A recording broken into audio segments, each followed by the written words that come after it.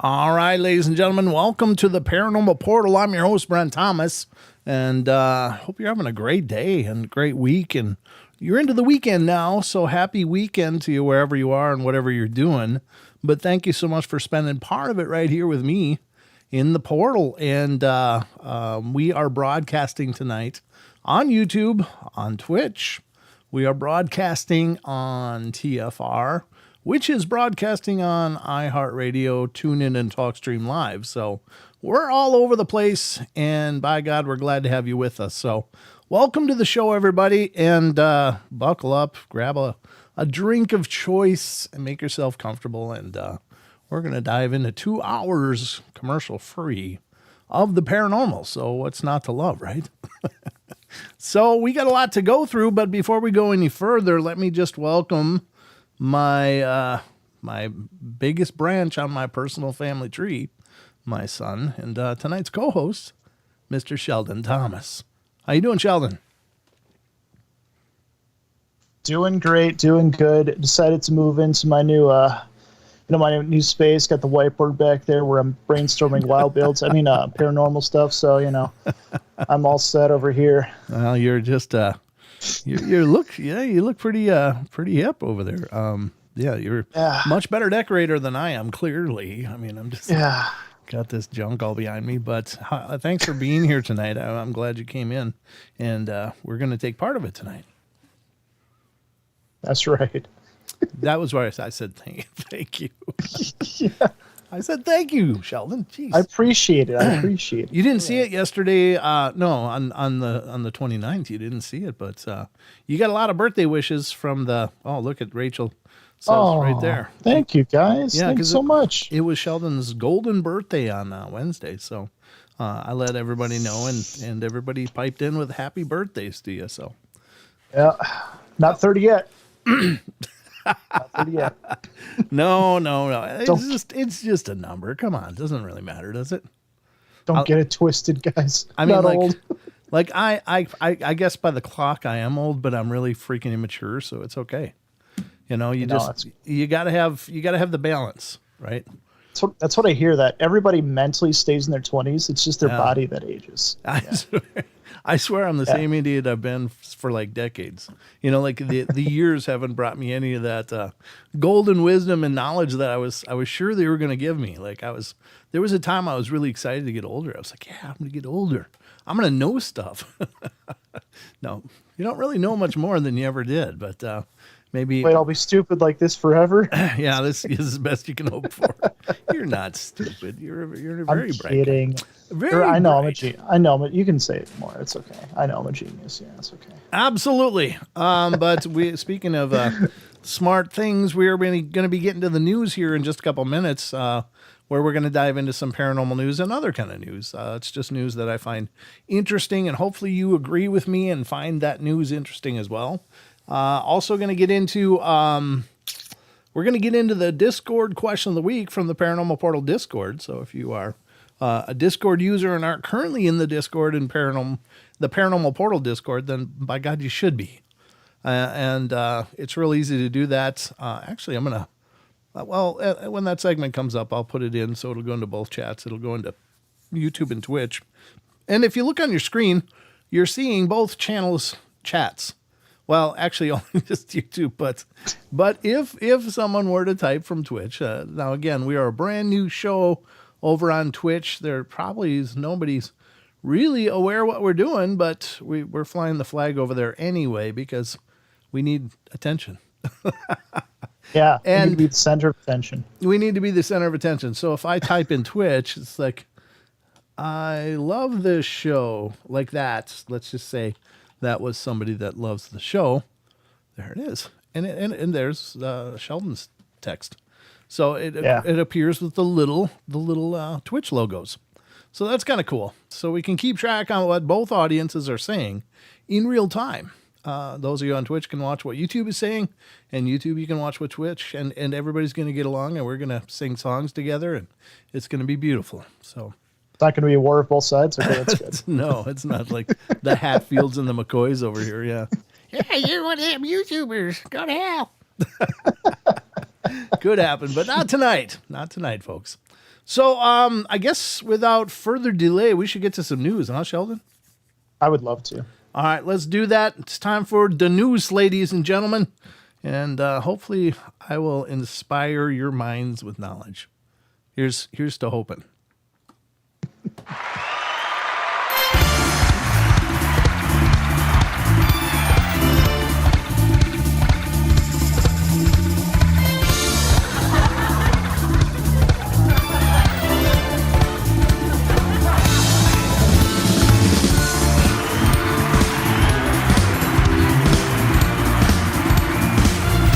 Most trusted news.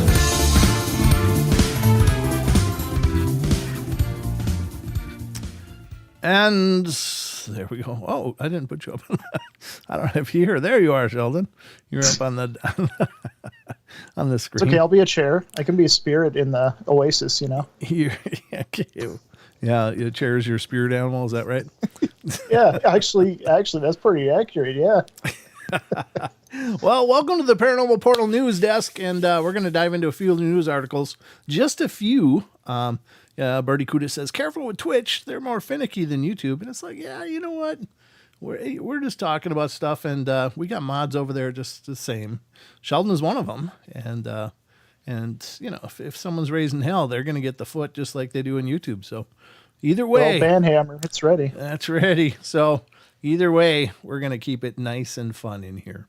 So let's get to the first article tonight. And as always, this is coming from a site that I really do love. I think they do an amazing job, and I want to have you guys support them because it's spectacular. And this one has to do with the alien mummies from Mexico. And I don't know the veracity of this report. I assume there's some kind of background to it, or at least fact to it, but let's see what it says. Excuse me. It says from unexplained-mysteries.com, the report says 30% of Mexican alien mummy DNA is from an unknown species. Wow. Well, that's something. Whoa. They look like they look like they're like some kid's pinch pot in class, you know, from art class. But there they are. They're on screen now, and maybe you've seen these things, maybe you haven't. But look at that. I mean, oh yeah, that thing. I remember seeing that. That's right. Looks like he didn't get his ride after all, as it turns out. But it says Jamie Maussan is back in the limelight once again, this time claiming that the mummies are definitely not human. A couple of months ago, Maussan, a controversial figure even in the UFO community, presented what he claimed to be two alien bodies at a formal congressional hearing in Mexico City. Supposedly found buried beneath the Peruvian cities of Palpa and Nazca in 2017, the two bodies reportedly contained unknown DNA and were, as Maussan put it, not from this earth. His findings went on to generate a great deal of controversy, with the general consensus among the scientific communities being that the aliens were in fact regular human mummies. Huh? I mean, that doesn't even look like a regular human mummy. Look at that. So if this is like the collarbone, I don't know if this is what the hell I'm looking at for sure, but it's like the collarbone protrudes, and you'd expect to see ribs doing kind of the same thing all the way down, if it was human. So I mean, it has hips. It has 2 legs and 2 very, very rigid arms. But I can't. I don't know. I just can't really. I don't know why, but I can't take these real seriously. I think they're just scammy, don't you? Well, yeah. I mean, I was just thinking, like, even when you look at bodies that are mummified and all that, I mean, they do have skin that's like appearing. It does appear like dry and leathery, right? Sure. But this just appears like stone. Yeah, I mean, it looks like plaster. It does. Yeah. It looks like somebody just slapped some plaster on a wireframe and just phoned it in. But Yeah. that's not human DNA. No, because plaster is not human. Yeah, they DNA test plaster. It's not human, guys. Yeah, exactly. So I don't know. What do you make of it? I don't know. This isn't the end of the article, but I don't know how you even get to human from this either, because it doesn't look like anything other than a sculpture. Anyway, it says, while it might have seemed as though this would be the end of the matter, Masson, who seems especially keen to pursue the matter, is now back again with the results of laboratory DNA tests. In his initial presentation, he claimed that 30% of the DNA of the mummies was unknown. But now he's revised this claim, instead maintaining that 30% of the DNA is from unknown species. It doesn't sound revised at all. Oh, this, he argues, demonstrates that the bodies are definitely not human. Given that multiple experts have examined the mummies already, however, it seems unlikely that this latest revelation is going to change anyone's mind.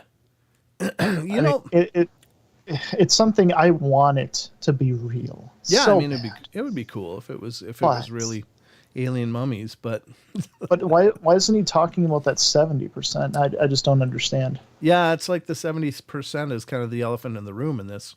But here's the thing. I keep wondering, even though he's already had it debunked on him several times from several quote unquote experts, but he's still pushing it. He wants it to be real. And I'm thinking, why? And then it just occurred to me, he bought these and he wants them to be valuable. So he's still trying to push it. That's got to be the take on this.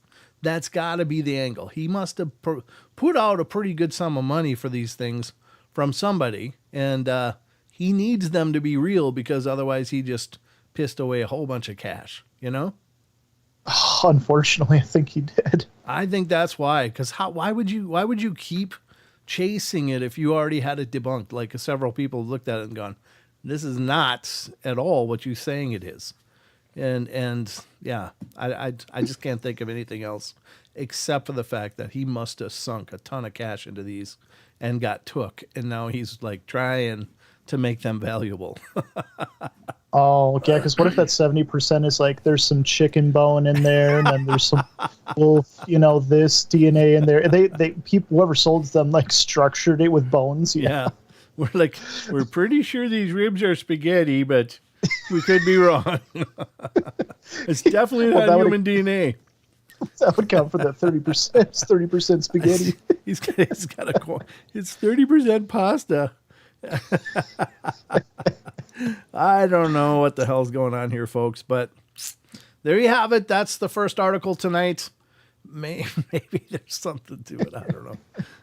I think you just let it die. When you've thrown it out there and people said, no, this is definitely not real, then you just let it die. So, you don't chase it after that, do you?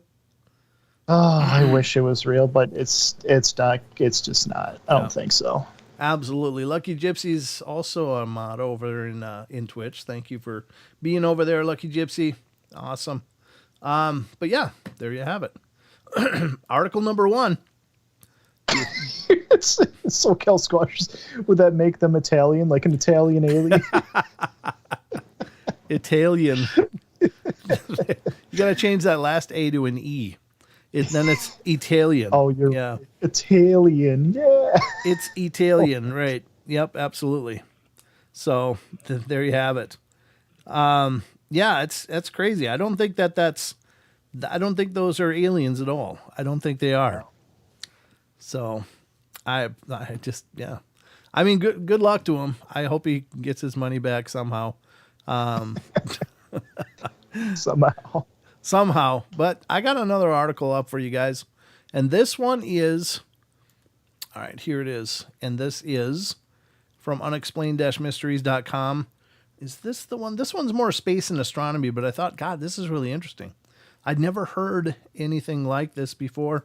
I don't think it's ever been observed before, but something strange is going on in the neighborhood, ladies and gentlemen, because out there in space, according to unexplained-mysteries.com, huge black hole is spinning so fast that it's distorting space-time.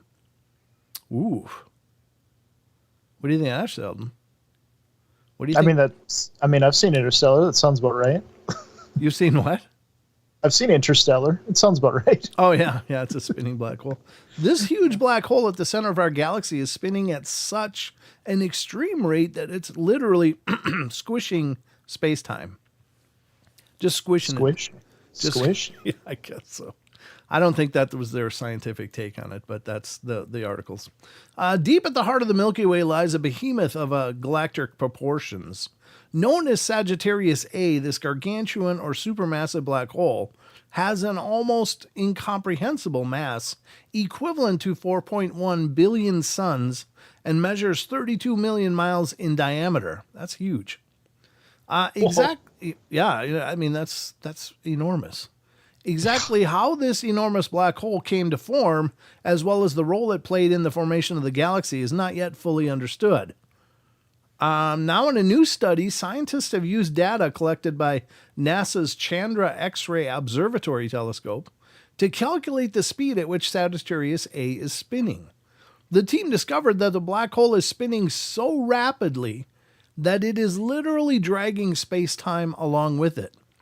If you have a rapidly rotating black hole, the space-time around it is not symmetric, and the spinning black hole is dragging all the space-time around with it, lead study author Ruth Daly told CNN.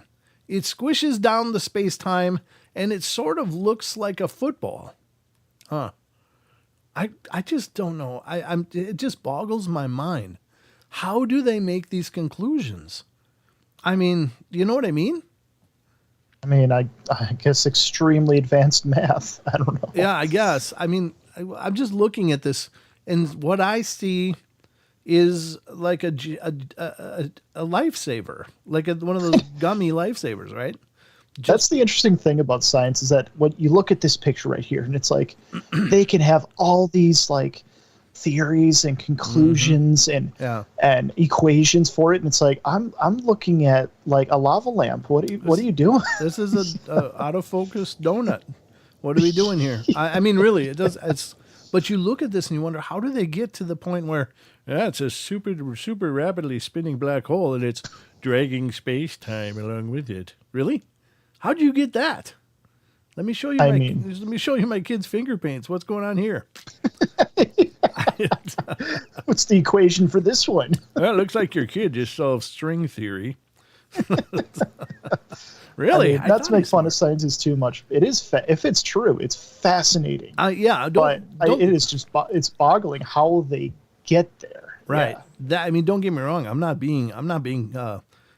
not casting any aspersions here. I'm just absolutely floored. Like, how do you look at that and get spinning into space time? I don't know. That's fantastically way beyond my pay grade, but I'm just stunned by that. Very cool. So I still don't know how, but we gotta trust the science. Yeah, trust the science. They would know. They would know sometimes.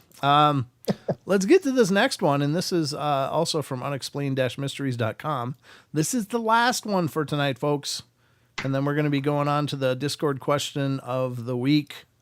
And because tomorrow night, our very own Deborah Varner will be here doing free psychic readings to callers of the show.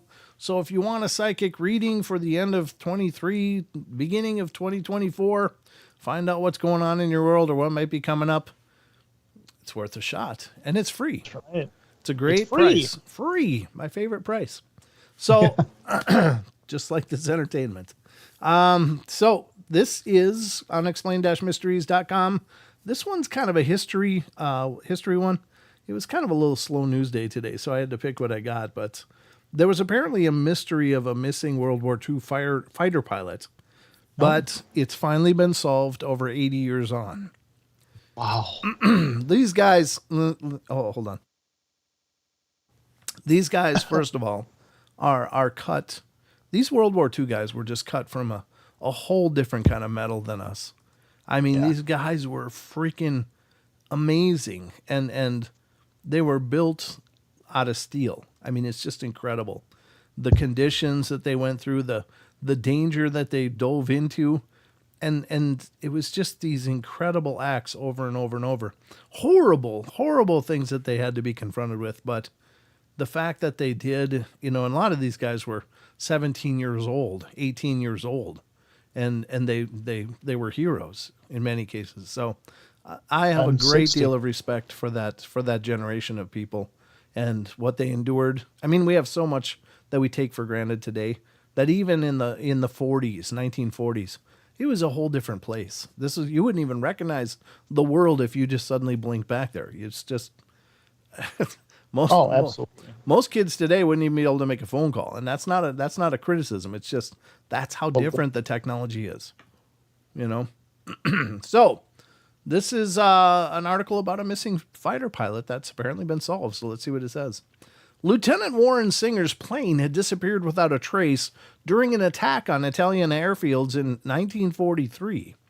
One of the most enduring aviation mysteries of the Second World War had been solved at last following the discovery by divers of the wreckage of the P-38 Lightning that had been flown by fighter pilot Lieutenant Warren Singer when he disappeared over the Gulf of Manfredonia 80 years ago. Singer had been participating in an attack on airfields near Foggia, Italy on August 25, 1943, when his plane, which had still been 4 miles out to sea, vanished without a trace. Exactly what happened to the 22-year-old who had wedded his fiancée a mere 5 months earlier would go on to remain a mystery for decades. His plane had been too far away from the coast to have been hit by anti-aircraft guns, and no trace of either him or his plane was ever found. That was until now. The remains of Singer's P-38 Lightning have finally been discovered around 40 feet beneath the Gulf of Manfredonia by divers of the Underwater Study Group of the Italian Naval League. According to Fabio Biscotti, I imagine Bisciotti, I don't know how to pronounce Italian names real well, so my apologies to any Italians out there watching. Who identified the wreck, the plane was in remarkably good condition, and it didn't look as though it had been hit by enemy fire before it went down. In all likelihood, Singer had been forced to ditch in the water due to mechanical problems. Warren is a hero to us all, and we love him, said his grandson, Dave Clark. He was a very young man with love, hope, and dreams. One of the really amazing things about the story is that Warren has 12 descendants. Wow. Okay, way to roll. And we are all alive because of the very short time that Margaret and Warren had together. My mother recently realized that there were 3 days between the wedding and him being shipped out. Wow. They hit the ground running. Yeah. Amen. Well, that's pretty cool. And I'm sure they can now, I don't know if they find his remains and remove him and lay him to rest, or do they just leave him there? I don't know how that works. I imagine they probably bring him to a final resting place, right? I would assume so, at least, yeah. Yeah. Well, that's cool. The mystery is solved, folks, and hopefully he's been brought home, and his family can now visit him and pay their respects. So this has been a production of the Paranormal Portal News. We're going to get back to the rest of the show and get into the Discord question of the week. So let's do it. Let's do it.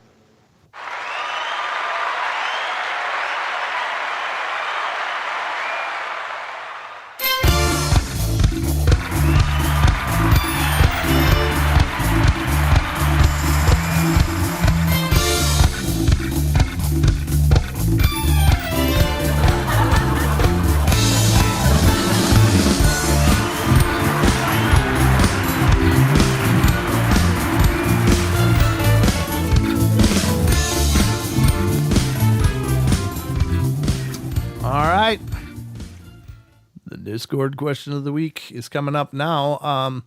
Yeah, I think those are good articles, right? I thought they were awesome. Kind of interesting. And yeah, the airplane one is not at all, and neither is the astronomy one, but it's just us learning about our universe, so that's kind of cool. So it's not all paranormal news, but it's just news that I hope you find interesting. Hope you guys like that. Did you like the news? Let me know. And if not, I speak for everyone. We all loved it. Absolutely. Right, guys? Sheldon's just the spokesman for all. I appreciate that, Sheldon. Wonderful, wonderful. All right, so sorry I had to get a drink because I do a lot of talking. So we're going to get into the next segment, and what this is the Paranormal Portal has a Discord, ladies and gentlemen. And the Discord is, let me do this. All right, so if you want to join the Discord, if you're out there and you're thinking, hey, I like Discord, I'd like to be a part of the discussion, well, we'd love to have you. Let's see, to join the Discord, I'll type it and say it at the same time. https://discord.gg/paranormal portal. Whoops, no space. No space. Yep. There it is. That's how you do it. Just go to discord.gg/paranormal portal and you can become a member of our Discord and participate in these discussions. And we'd love to have you over there. So please do, because that's how we roll. Yeah. It appeared. Yeah. Okay. All right. I just didn't see it pop up in the chat on screen that it was in Twitch, but I did look over and see it in Twitch chat because I'm watching the channel over there. So we got that going for us. All right. So it's time, ladies and gentlemen. And I know you've been waiting with bated breath, but the time is now for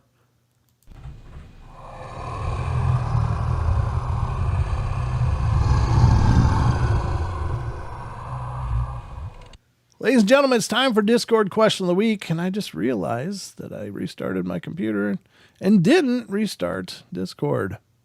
So, oh, that's okay. I mean, I got it up and ready. That's okay. Hey, wait a minute. It's not okay. It will be shortly. Hey, this is the portal. There's always at least one issue. So this is there. It is. Yeah, there's that one. Yeah, everybody gets one. It's like Peter Griffin. Yeah. This is the one. Man. Yep. This is the one. So it's checking for updates. It's updating. All right. So what we do, just to bring you up to speed, if you're new to the show or you're just kind of getting your feet wet with the Paranormal Portal live streams, we pose a question each week to our Discord community, and this has been pretty much exclusively. I was going to say conclusively. I meant to say, I was like, that's not the right word. And I stopped and I had to figure it out. So exclusively, it's been handled by our good friend, Mr. Chucky Danger, who is a mod on YouTube. And he's also a mod over on our Discord or an admin. And he's been asking the questions, doing a hell of a job. So he's a rock star. He is. Yeah. Where the hell did it go? Where did it go? It says it's there. Oh my God. What is it doing? Oh, it's still starting. Man, I tell you what, I need to restart my computer more. That's for sure. Or so. Maybe less. I don't know which. Some. I'm going to start it once every 3 months, whether it needs it or not. That's sometimes what it works out to be, actually. As funny as that sounds. Yeah. All right. So if you join the Discord, this is what you're going to see. You're going to see this. Let me figure out which button I'm trying to push here. There we go. So this is the Discord community. If you're not familiar with Discord, don't worry. We have a thread here. And all you have to do is just go up and down on this panel here. And these are the different topics you can click on to learn more. So if you want to learn about Bigfoot, click on Bigfoot. There you go. And there's a bunch of articles. Just use your mouse wheel to scroll up and see all of the things that have been posted in there. If you want to check out Dogman, then the same thing. There's a whole ton of information posted there of people having discussions and posting interesting things. Ghosts, that's a funny one. This is funny. It's so cold outside that the ghosts that haunted our house froze to death. That's actually great. It is, but it's kind of creepy, isn't it? Like, how did the water actually freeze like that? Ah, that's funny. So anyway, yeah, I remember that one from a couple of years ago, but it's brilliant. So that's how you navigate these, and you just go up and down through the list. There's even a paranormal library thread where people recommend books and movies as well. So there's movies and such. So tons of information here. And again, remember Discord tutorial. We even have a marketplace up here, the Paranormal Portal Marketplace, which has our link to the Paranormal Portal Teespring site, crystals and jewelry, and miscellaneous sales. And there's so much here.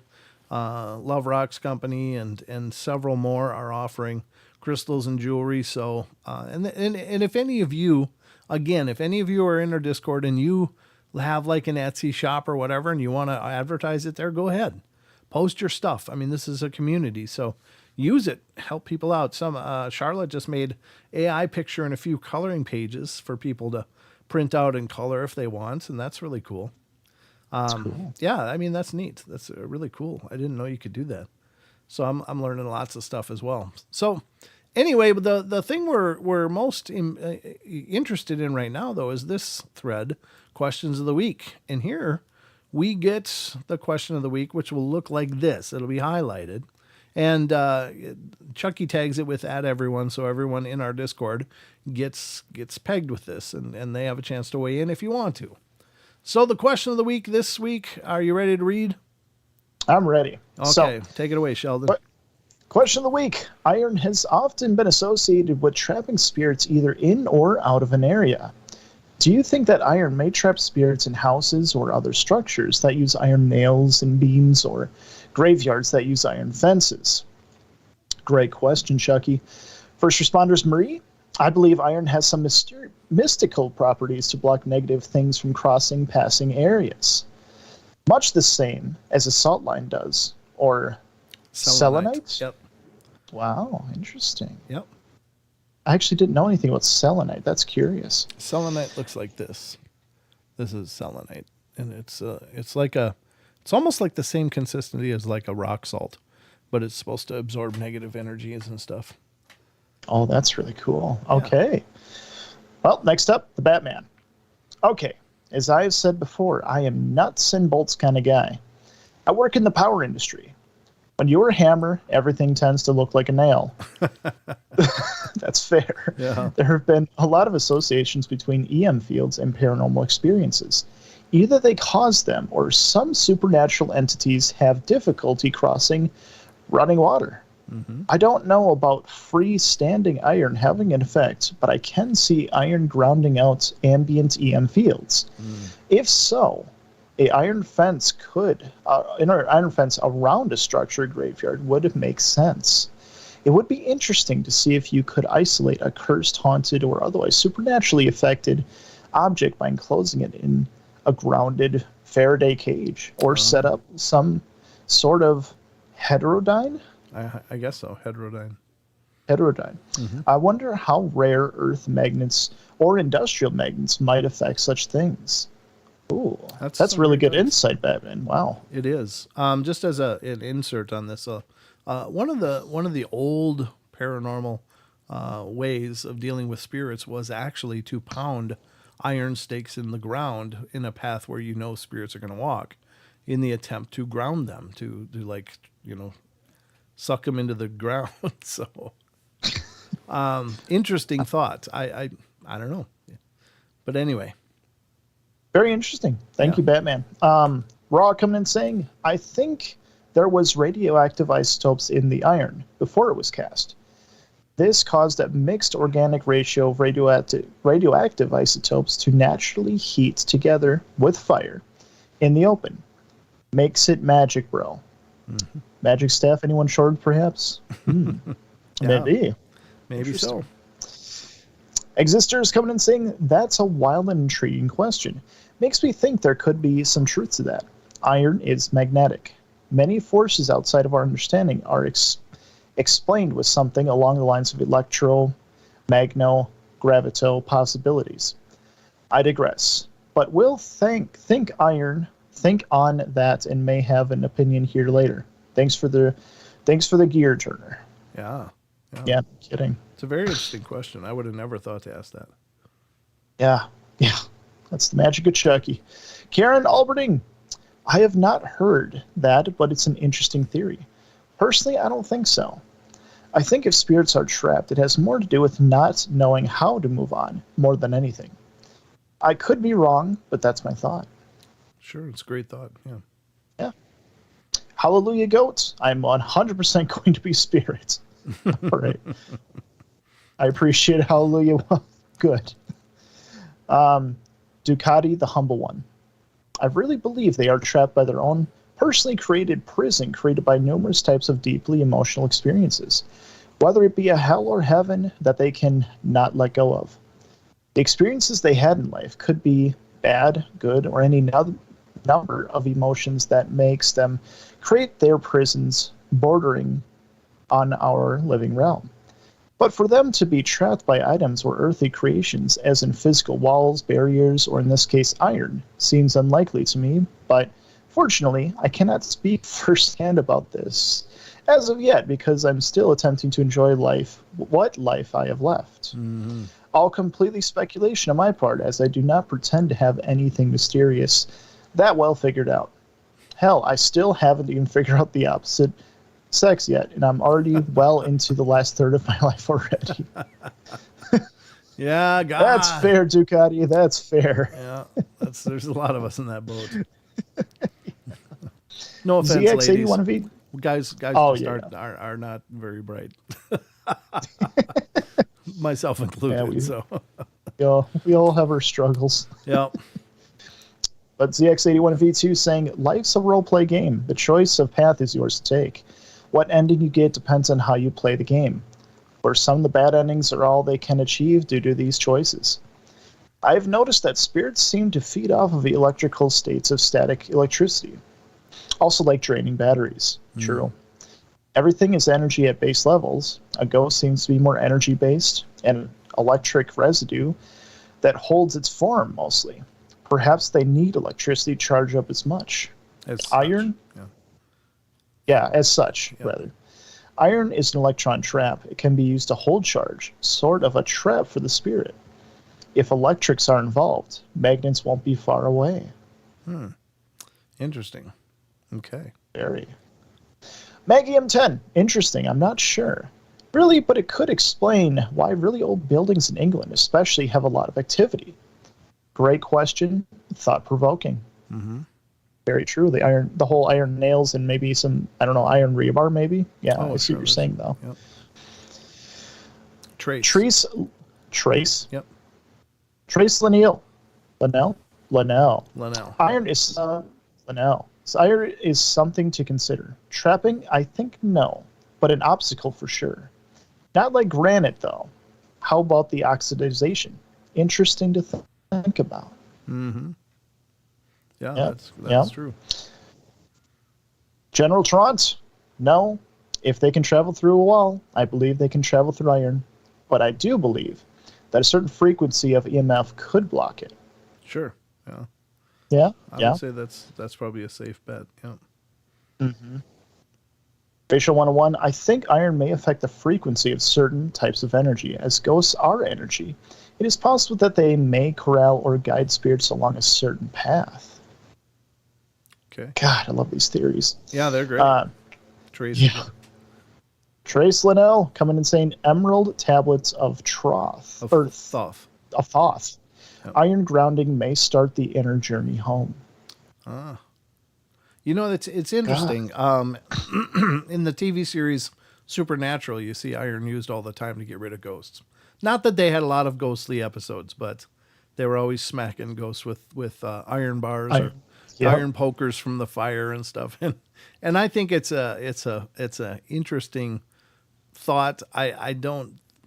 Personally, I don't know. What do you think, Sheldon? It's hard to say. And you know what's interesting too is that a lot of times, or at least the ones I've seen with these questions a week, everyone has a similar vibe, similar idea with these. But this iron one, there's a lot of different thoughts and ideas with this one, and I'm kind of the same way. I don't know, but a lot of these things I could see being the case, but this is a tough one. I don't know. So interestingly enough, I've never heard, other than supernatural before it, I'd never heard, and of course the old ghosts, trying to get rid of ghosts was, again, pounding the metal stakes in an attempt to ground out their energy. Chef. Jeff, it says. No, it says chef. Chef. Chef. All right. The ghost radar says chef. Okay. I don't know why it says chef. We're not talking about food, but interestingly enough, the Fae are allegedly extraordinarily allergic to iron. Like they are terrified of iron, according to legend and folklore or whatever. So that is very much true, and kind of makes you wonder if some of the hauntings aren't, if there is something called the Fae, if there are these little, maybe they're not a little physical, bug people flying around, but maybe there's some kind of spiritual entity that maybe manifests as something more diminutive. But anyway, perhaps some of the hauntings are being caused by these Fae instead of being spirits or demons or any number of things. Again, demon, I don't like that term at all because I think it gets grossly overused in the paranormal. It's just too easy to say, oh, it's a demon, it's a demon. I think it's a grandstanding kind of thing for anybody to just know that it's a demon. But anyway, I don't know. Is it possible? It's got me thinking, especially with a lot of your guys' responses. Because we are dealing with something that is energy, but whatever spirits are, here's kind of my take. I don't know that they are directly EM or electromagnetic, but their presence may somehow disrupt electromagnetic fields that occur in our world, that are part of the world as we know it. And so perhaps their mere presence somehow disrupts that field, but they are not a part of that directly. And maybe that's why, is because they're not really directly a part of it. So we can see potential presences using EM detectors because their presence disrupts it, if that's the case. And this is all just speculative. And if that's the case, then if they are a different energy, then who knows how that interacts with iron in ways that we don't know, because we don't know the nature of that energy.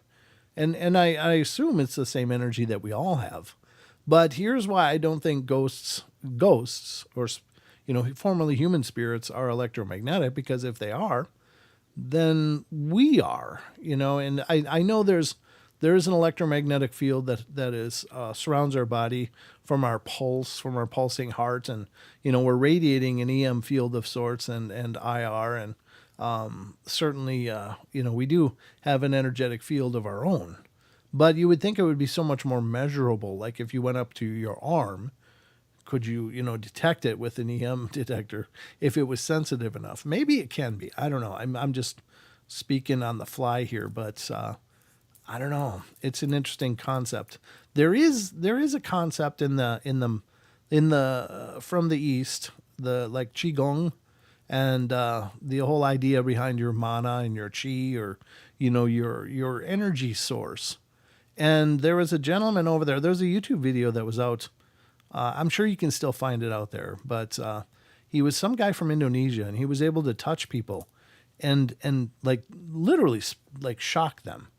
But they tried using voltage meters and stuff to detect this energy, but nothing was happening. Like he would be doing it, touching the detectors, nothing. But as soon as he touched one of the researchers, they'd be like, and every one of them that he did. And this is a documentary crew.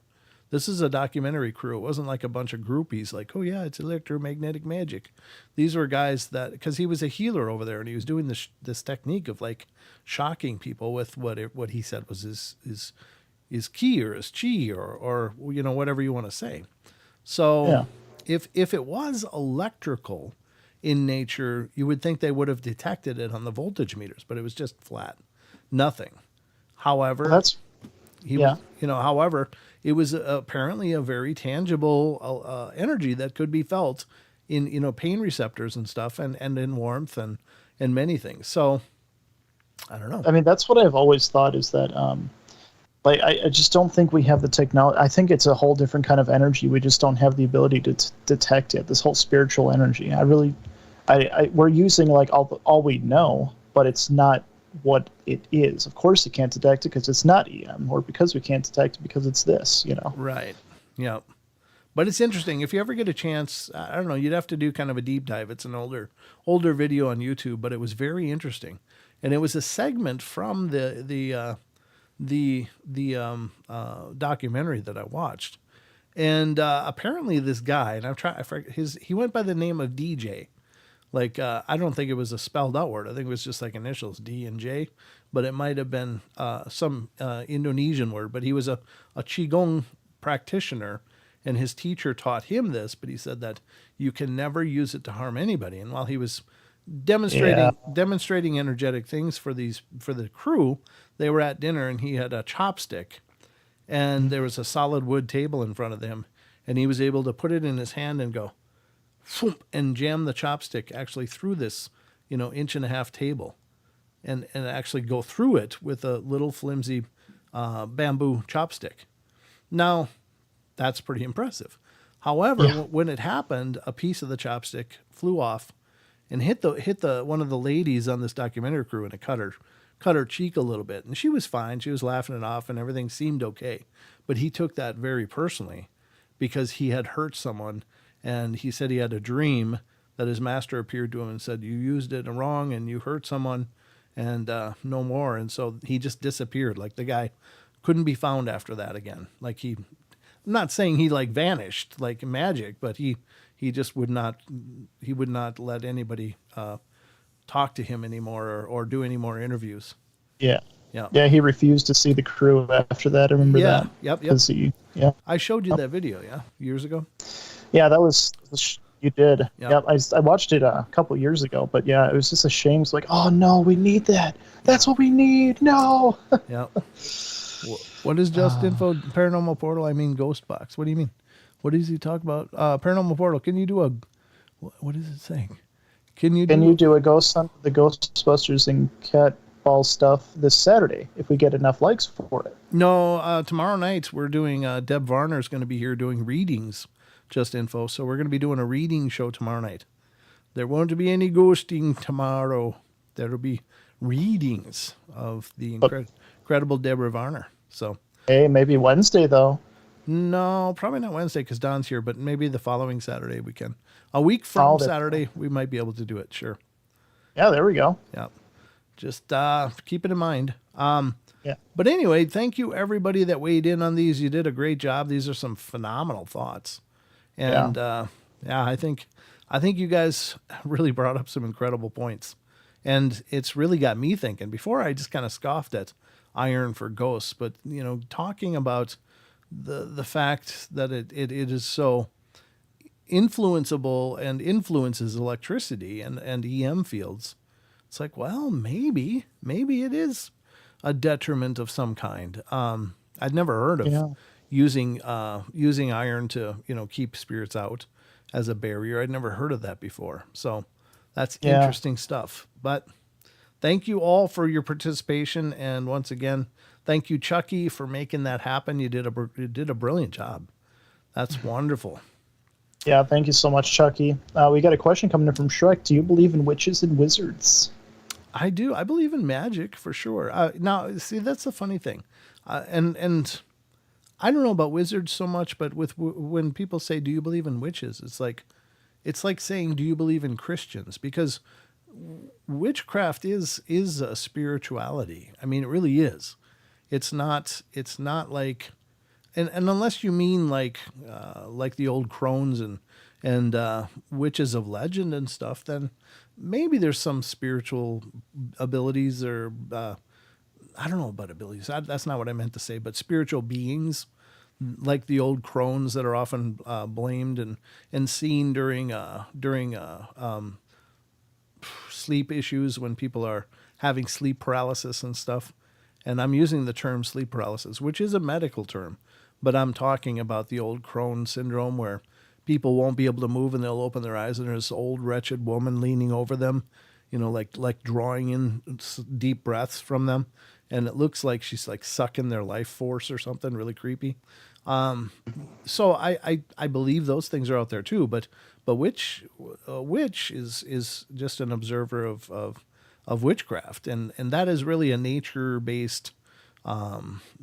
It's so much to it, but yeah, I do believe there's magic in this world. I really do.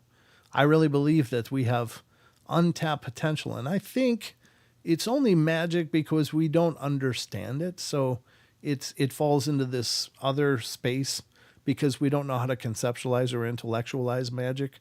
But I think that as our sciences progress, we'll be able to understand the mechanics of not only our regular universe, but the quantum universe underneath it all. And then things like that will start to make more sense, and maybe we could even duplicate it mechanically. But yes, I believe that there are incredible magical things that happen in this world, and sometimes they're manifest as miracles, and sometimes they're manifest as incredible events of unbelievable origin. So yeah, I believe in those things for sure. I think that our ancestors knew a lot more about that than we do today, but I think there was also a lot of superstition in what our ancestors knew. Whereas that stuff isn't really necessary, but I don't know. It's kind of an amalgamation of ideas, I guess, in a way of speaking.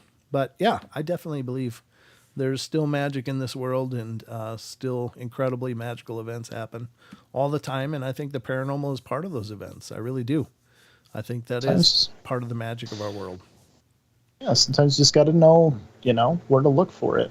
You got to know, Yeah, you just got to know, All right, let's get back to the rest of the show here. Thank you again, Chucky, and thank you to everybody that participated. And if you'd like to be a member of our Discord, please follow that link and become a member. It would be great to have you there. But this has been the Discord question of the week.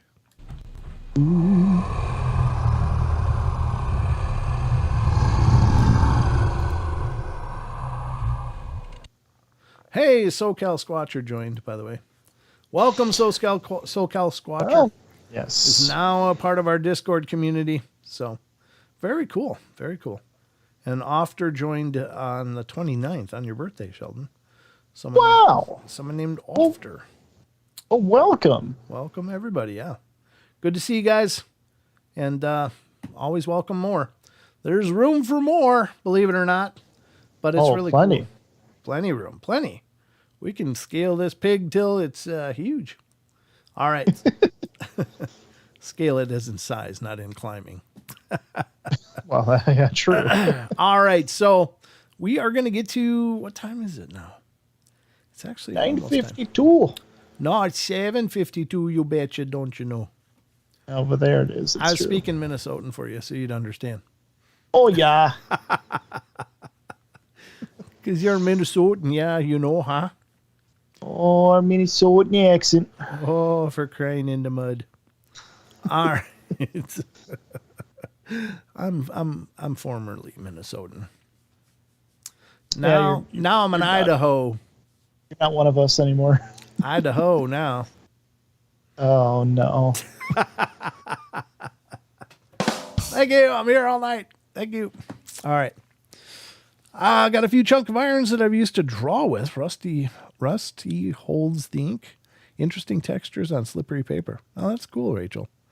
That's cool. It might be good for warding off of spirits, then, don't you know? Might be. Okay, I want to get to an article we've been working through a little bit, and this is people dealing with a haunted house, and it's pretty creepy stuff. Not bad. These are coming from a Thought Catalog article, and we're on number 33. And this article is, let me just put it up on screen so you guys can see it. This is 50 true stories from people who have lived in a haunted house. And this is a Reddit scrape article, and by that I mean it's these responses are lifted from a Reddit thread or Reddit threads of people discussing this stuff, and they were published on Thought Catalog by January Nelson, who's the author of this one, and this is last updated September 19th, 2022. So I'm going to go down to where we are now. Hallelujah. Hallelujah. All right, almost there. 132. What the hell? That was a big one, wasn't it? I didn't realize. Oh, Shark said, I lived in a haunted house when I was 3. Only thing I remember was being thrown out of my bed. Oh, good Lord. Jeez, that's a violent one. Jeez. Yeah, that's pretty aggressive. My God. What was the story there? Some guy on X who calls himself Sisyphus, Idaho, was talking trash about Grand Thumb. So I called him a Sissy Fuss Him Idaho. Sissy Fuss Him Do. Basimdaho. That's funny. Shrek. Yeah. Got to be careful about those haunted houses. But here we go. We're on number 33. Do you believe that? Yeah. My jaw kind of went sideways. I was like, "Hey."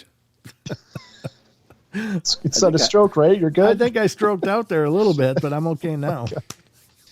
Yes, Maggie. X is Twitter. Yeah, it's now X. It's basically Twitter. Yeah. Number 33. As a kid, I saw a lot of shadows, heard a lot of weird noises, the usual. My sister, who lived on the 3rd floor, came down to my room a lot at night to stare at me, sleepwalking. Well, that's creepy. God. That's bad. Jeez. And sometimes slept in my room and forgot about it the next night.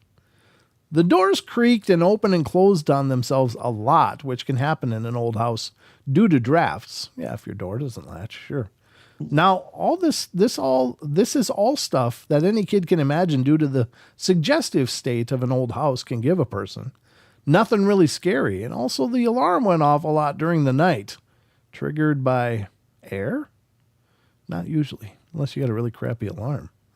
One time, my parents were in China for business, and me and my brother and sisters slept at other places because my parents were away for quite a time. I had to go to hockey practice, but I forgot some gears, so me and my friend went to get it. Well, the house was engulfed in darkness and very silent. As we walked out of my room, we hear footsteps in the attic. 2 of my siblings had their bedrooms there, so I thought one of them was at home, and I shouted at them, which made the footsteps stop. After 5 seconds or so, we heard the footsteps coming closer to the stairs and actually setting foot on the very old wooden creaky steps, 1 step at a time. I actually felt a weight setting foot in front of me. Now, very strange. But I saw nothing. Nevertheless, we were 12, so we noped the hell out of there. Outside, my friend had a total nervous breakdown because he saw some scary face/form that looked like an alien to him. He never set foot in my house again. I credit it all to the creepiness of the house, but that one night with my friend still gives me chills. Yeah, I mean, unless it's windy in your house, you really shouldn't have doors opening and closing. But the thing you do need to check is opening and closing other doors to see if that triggers, they get that suction going on. Like you open up one door and it pulls open another one somewhere else. That can certainly happen. But yeah, the interesting, I mean, we did literally talk about this last show I was on last Saturday, but it is interesting that, that's like a spiritual entity could have weight. Yes. That's weird. It is a weird thing for me, especially. Now, it's possible that some of these entities, these spiritual entities, are not spirit at all. Maybe they're just kind of out of phase, but they still affect. They may have an effect on the forces of our environment. Like because they're somewhat in phase with us, they may still have some form of gravity. I don't know. I'm just, I mean, it's it's almost like halfway in between kind of thing. Right. Exactly. Like they're kind of in our world and they're kind of not. And I don't know. I mean, because nobody knows. There's no right answers. There's no wrong answers. It's just ideas. But that's the only thing that can occur to me is like they have to. There has to be some physical density to them, or they're able to mimic it energetically. And I don't know how that works. Yeah, that just seems. Well, I mean, unless it's an intimidation thing, because Sure. you'd have to For sure. concentrate on like stepping like a human at that point. But it's not always intimidation. Sometimes it's just to show a presence. Like there's many times where people have felt someone lovingly sit on a bed next to them and like they were looking over them, not in a creepy way, but just being there, and they didn't feel threatened. They just felt like, wow, I could feel that it was there. I felt the bed depress as they sat down. And so sometimes it's not creepy. I think even Nina's mentioned her experiences with that. Yeah. With her dog, her old dog, my mom. When Sheldon says Nina, he's talking about my mom, his grandma. But she had a Maltese. His name was Tucker, and Tucker every night. He was my mom's dog through and through. I mean, my dog and my mom and this dog were just close, just inseparable. And he would get up on her bed every night and he would do these circles and then plop.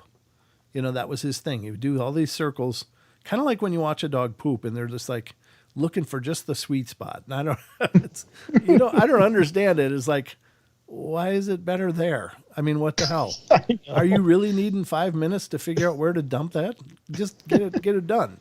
But at any rate, the dog would get up on the bed and do circle, circle, circle, circle until he found just the right spot. And then he would just flop, just flop and be out. He would just be done. But then he passed. The dog passed, and it broke my mom's heart, and my dad's heart too. They love this dog a lot, but Mom says that every once in a while still she'll be laying in bed and feel those little paws patting around doing the circles and then the plop. So he's not obviously there still doing it, but he's still there doing it. So yeah, I think that's beautiful though, right? Oh yeah. I mean, whether it's just what'd you call it, an impression? Right. Yeah. Yep. Yeah, either impression or just a sign saying that, hey, I'm still here, still watching over you. I think it's still a sign, definitely. SoCal Squatcher says, we had a Dalmatian that would do the same thing. Yeah, exactly. And it's neat. Yeah. I think it's great, honestly. I really do. I think it's wonderful because I think they're showing us that, hey, we're still a part of your life. We're still here.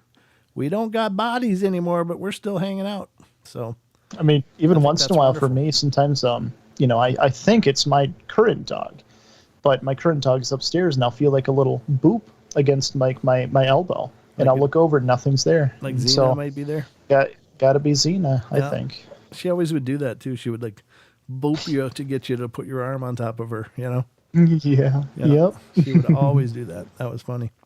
Yeah, that's true. I think they're with us. When you got a pet and they pass, and it's something that any pet owner is going to have to face because. Unfortunately, these beautiful animals, they take up such a big part of our heart, but they just don't live long enough. Yeah. Yeah. Yeah, unfortunately. Yeah. Oh, Maggie, laugh out loud, Brent. That was funny. Yes. Can confirm Indigo will walk in circles for 5 minutes before she goes.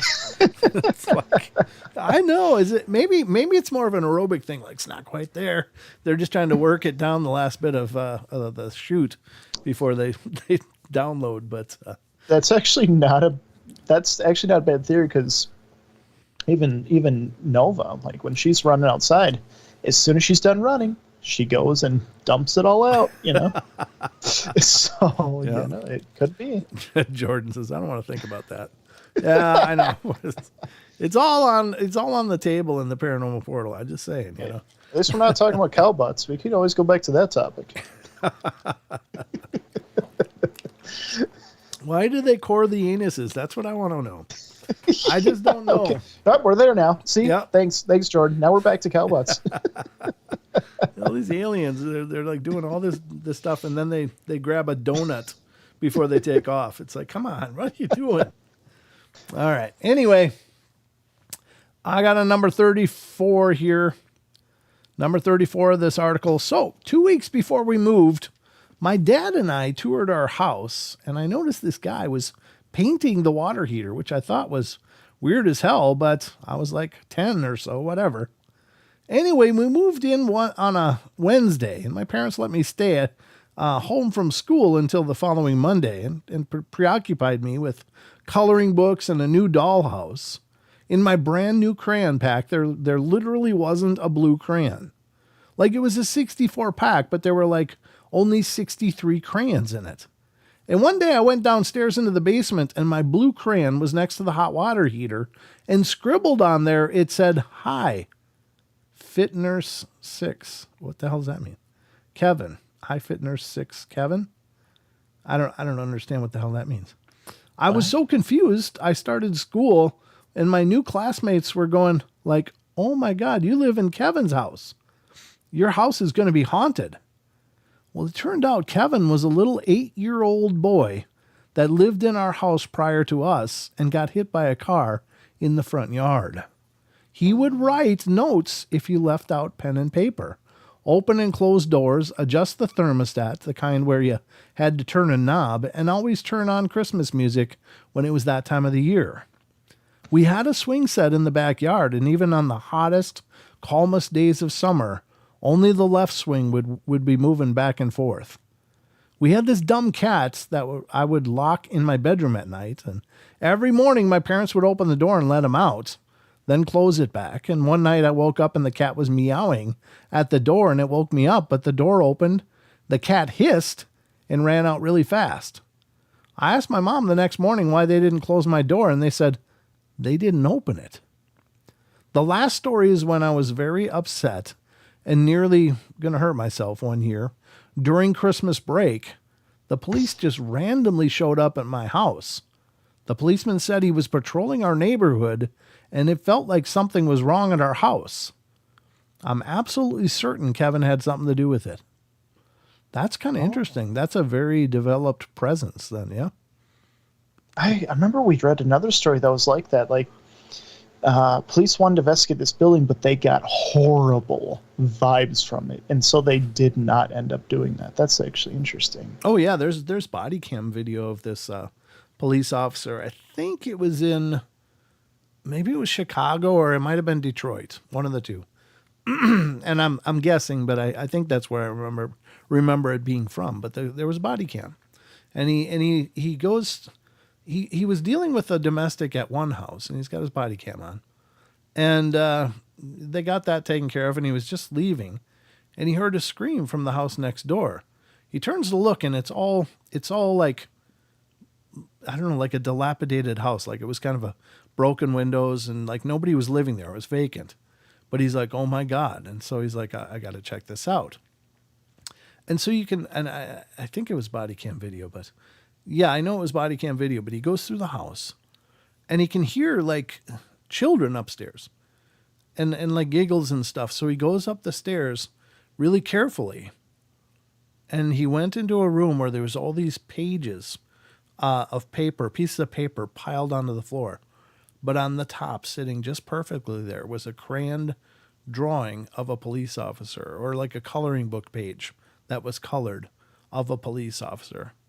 And he just freaked out and just, "Nope, I'm done." He left really quickly. But nobody was in that house, but he heard the noises. And they were even on his dash cam, or on his chest cam, not dash cam. So, yeah, very, very crazy. Very crazy stuff. I think I've got that right, but I don't know.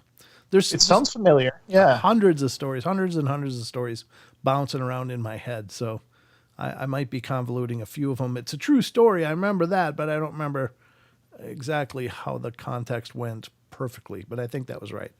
That's all I'm going to say. Yeah. Yeah. But very cool stuff. I think that, these ghosts are all around.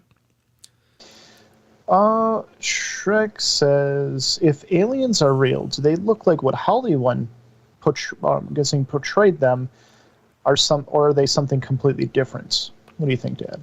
I think there's some traditional sightings that have been reported by many people that have claimed to have seen them, like the traditional alien grays. Like that seems to be really, really common. Yeah. It's anybody's guess. I don't know. I think Hollywood is Hollywood, and they're going to create their own fabrication. But I don't know. I mean, there's no way to know. Is it possible that we, when we look at one, that we're seeing a real one, or are we seeing what they want us to see? Are they influencing our minds? I don't know. Maybe something we're not considering. Are we even actually seeing aliens? Or are we seeing androids made by the aliens? Maybe even too. It could be. I just don't even know. There's I mean, the Greys are oftentimes considered like a manufactured species by some people. They claim that they're basically manufactured by the Anunnaki and do their work for them. Like, and I don't know. Who knows? What the hell do I know? I'm just telling you that. But there's no way to really know what they look like unless you've seen them. There's hundreds of different reports. Some of them are just bizarre. There are literally hundreds of different descriptions of what people claim were aliens that they saw. And some of them are robots. Some of them are insects. Some of them are lizards. Some of them are these grays, tall and short grays, the Nordics, and so many things in between. Some are very human-like, but not the Nordics. And I don't know. I just don't know exactly what they look like. I've never seen aliens that I know of. But then again, maybe you're seeing them all the time and they look like us and they live around here.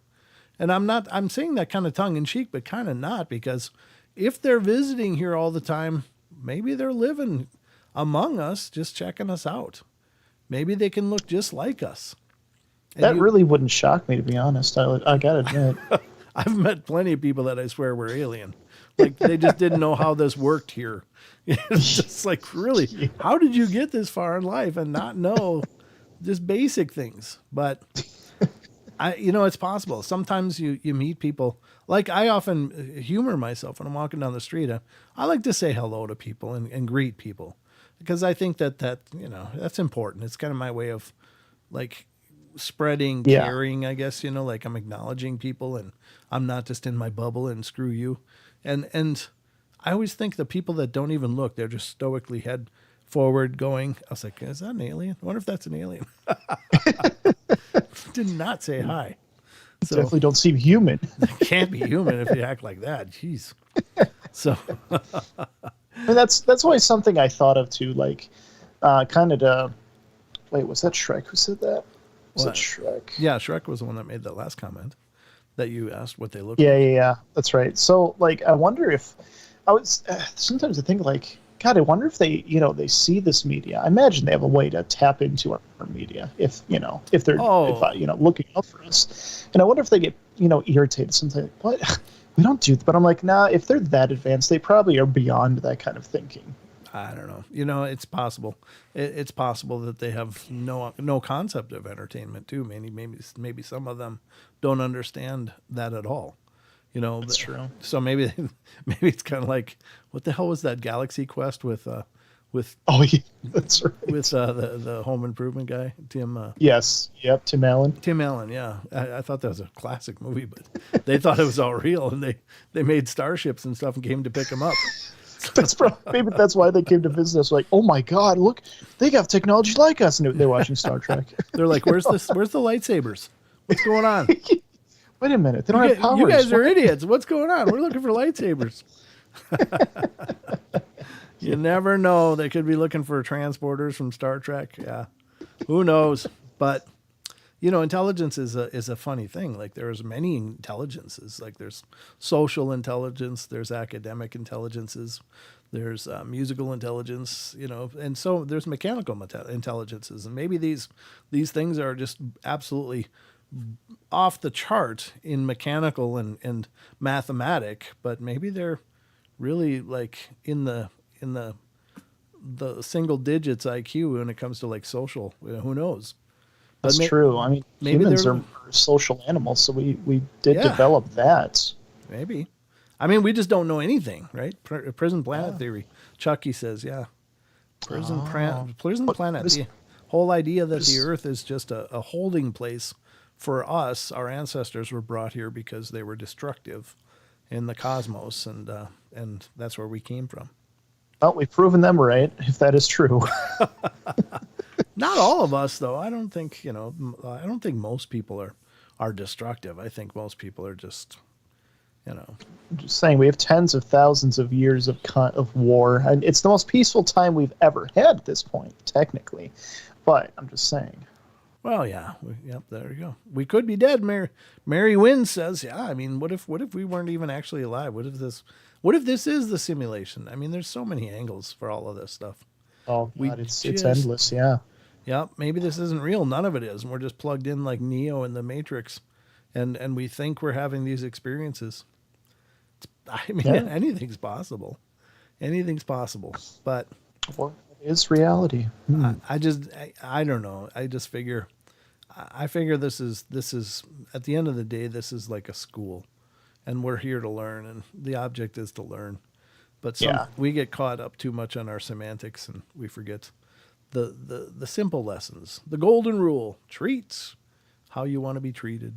Be nice, be good, be kind, be nice. Take care of each other. You know, help each other out. Find the magic in every day. All that stuff. So anyway, who knows? It's kind of like everything else we cover on the show. There's no right or wrong answers. Could be a simulation, could be not a simulation, could be real, could be a hallucination, could be any number of things.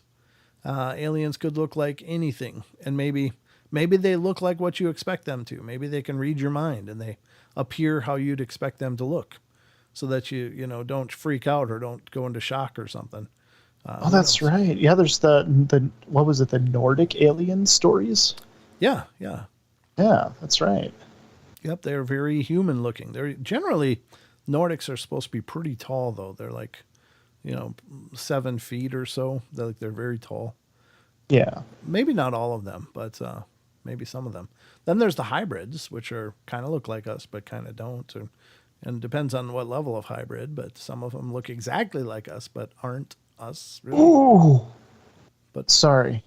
I just read Shrek's theory. I couldn't help making that noise. Oh. Piggybacking off the last theory, what if aliens are the real us checking on the avatars, aka us? Could be. I mean, What do we know? All we know is, this is our experience. But every idea is just as valid as any others because none of them can be proven or disproven. If it's a simulation, it'll test like it's real, and if it's real, it'll test like it's real. So it's either way. Because if you're in a simulation, then your tools are being simulated, and they'll test the simulation like they're supposed to, and they'll give you measurements, and it'll seem real. Yeah. Yep. There's just nothing you can do. I think there is some compelling evidence for the simulation theory. Sure, I suppose, but I mean, I honestly, when you think of like religion and stuff, if you look at it from there is this universal force, loving force, I like to think, but we call it God, or any number of different names. What if we are all just thoughts existing in the mind of God, but we believe this is real? It's still kind of a simulation, because if all things came from God, then, so whatever you think. I mean, it's, in any case, we're obviously not meant to stay here. We're just here temporarily. So it could be like a Rick and Morty where it's a freaking video game. Oh my God, that's right. He's plugged into that game, and God, you made it 85 years, Morty. Good job. It's like, what just happened? That episode made me really think. Oh my God. Yeah, that was freaky. So, yep. But if I'm just a kid in an arcade, and I'm going through the motions of the game. Yeah. That's right. So true, Brent. But if you dare wear short shorts. Yeah. I don't wear short shorts because there's much. I like shorts, but it's got to be covering. More of a capris kind of guy. Yeah, because basically I'd look like something out of science fiction if I wore short shorts. Yeah, that would be ugly. That would be frightening. All right, so much to think about on that subject. Yeah, it's more than a 2-hour show, that's for sure. So yeah, let's move on to the next one. Then we'll get into some cryptids, talk about some creatures and stuff. All right, number 36. I used to be a server for an old church/school that was definitely haunted. I'd be there early to get ready. No one else was around, and I'd hear a scream sometimes. Most of the time, the metronome on the piano would turn on by itself. Oh, that's kind of creepy. That's the old ones too. That they had a wand and they go tick tick tick tick. They were weighted. Oh, I don't even have you on the screen here. I just saw that. No, I'm the chair. I'm the spirit. You're the spirit of the chair. Well, there you are. Yeah. So the metronome would turn on by itself. It really didn't bother me though, because I grew up around the ghost of my older brother, who died before I was born. Lights and toothbrushes would turn on and off on their own. Pictures would move or DVDs would fall for no reason. One time we placed a candy on the baby photo of him and asked him to move it, and it moved. Thanks, older bro. Wow, that's pretty good proof. Yeah. That's some fantastic evidence. Too bad they weren't filming it. Oh, I know. All right, number 37. I'll read one more since that one was so short. I lived in one when I was a teen, along with my parents. Several instances come to mind. We were remodeling an old farmhouse, and there had been a couple of months before witnessing anything. One day, I was underneath my truck, which was supported by only a jack. Stupid, I know. Yeah, that's all kinds of dumb. I was in the middle of working on it with no good reason to get out at the moment, and suddenly the overwhelming urge to get out from underneath overwhelmed me. No sooner than I got out, the truck fell to the ground. The jack slipped. Freaked Dad out. He thought I was under it. When Mom got home, we mentioned it, and she started crying, sobbing pretty hard. It turns out the previous owner died in the driveway under a vehicle in that very spot. I would often see shadows and strangely hear music from the upstairs area. The windows of the old house were caulked shut, and blackbirds would often get caught between the panes. We ended up replacing all the windows, but we had to break 3 inside panes to get them out. How did that happen? How'd they get in there if they're caulked shut between the panes? That's creepy. One of the more disturbing things happened when my mother was cooking breakfast. She turned away to get something out of the cabinet, and when she turned back around, all the forks set out were bent straight up. Oh, wow. That's some pretty profound activity. Jeez. Oof. Well, there you go. Pretty crazy stuff. So, the takeaway is, whoops. Those your gut feelings. If you're living in a haunted house, you're going to probably have some experiences. Oh, yeah, I can see it now. Colorful bat stools. Oh, bar stools. Random multicolored. I think they're looking at your layout or something. I don't know. Yeah. All the above, possibly. Yeah, you're right, Glades. Could be any of them. We don't have the answers here on the portal. We just got lots and lots of questions. Lots of questions. Okay, so we're going to get to the cryptid corner now, ladies and gentlemen. This is where the segment of the show where we talk about these strange creatures that apparently roam our earth. Bigfoot, Dogman, white crawlers, any number of names and descriptions of these creatures like Chupacabra, Loch Ness Monster. We don't really cover much Loch Ness, just here and there, but any of them. So this is the segment of our show where we discuss these cryptozoological curiosities that pop up quite often and discuss. So we're going to go to start it out to one of my favorite podcasts of all time. And this is also Wes Germer's podcast. He's been an incredible friend and mentor in many ways to me. So this is SasquatchChronicles.com, not the podcast, but the .com. This is Wes's homepage for the Sasquatch Chronicles, and he posts a lot of listener emails that he gets, and they're fascinating emails. These are people that have had experiences that are writing Wes to tell them about them. Some of these experiences make them into shows, some of them don't, but they're still fascinating either way because these people are seeing something that just isn't supposed to be there according to traditional thought. So anybody's guess, but thank you, SoCal. You guys all rock. I don't know if he means us guys or everybody, maybe all of us. We all rock. Everyone rocks. That's right. Everyone. All right. This is from November 28th. Strange figure in the pecan orchard. A listener writes, I have had these two photos for almost a year now. They were taken in South Carolina near North Edisto River, January 1st, 2023. My wife's cousin was working on the paved road and taking pictures of the sunset as me and the rest of the family were preparing fireworks at the house next to this pecan orchard. They said January 1st. What are the fireworks for? Oh, New Year's fireworks maybe? I don't know. Anyways, So. some cultures do New Year's fireworks. She came back and showed us what she did not notice at first, but a figure standing next to one of the pecan trees.